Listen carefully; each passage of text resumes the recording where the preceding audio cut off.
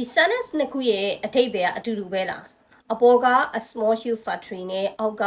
a small shoe factory အောက်က a small shoe factory မှာ hyphen ပါတယ်ဆိုတော့ဒီ hyphen လေးရပဲဒီ sentence နှစ်ခုရဲ့အဓိပ္ပာယ်ကိုလုံးဝကွဲပြားသွားစေတာဖြစ်တယ်ဒီအပေါ်က a small shoe factory ဆိုတာကဖက်နှက်စက်ရုံအသေးစားတစ်နိုင်တစ်ပိုင်းထုတ်တာလည်းဖြစ်ဖြစ်မဲ့စက်ရုံအသေးစားအောက်က hyphen ပါတဲ့ဒီ a small shoe factory ကြတော့သူကဖက်နှက်ဆိုင်သေးသေးလေးတွေကိုထုတ်တဲ့စက်ရုံခလေးစီဖက်နှက်ဆိုင်ကလေးတွေဖက်နှက်ဆိုင်အသေးလေးတွေကိုပဲထုတ်တဲ့စက်ရုံလူကြီးဆိုင်တွေဖက်နှက်အကြီးတွေကိုမထုတ်ဘူးအဲ့တော့အပေါ်က a small shoe factory ဆိုတာကစက်ရုံအရွယ်အစားကိုပြောတယ်ဖက်နှက်စက်ရုံအသေးစားအောက်က hyphen ပါတဲ့ small shoe factory က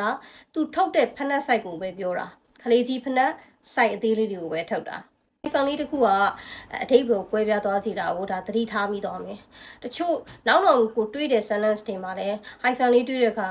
ဒီ hyphen ဘာမှတော့မဖြစ်တော့ပါဘူးအဲ့လိုမဟုတ်ဘူးပေါ့နော်ဒီ hyphen သေးသေးလေးကလည်းဒါ sentence ရဲ့အဓိပ္ပာယ်ကိုပြောင်းသွားစေနိုင်တယ်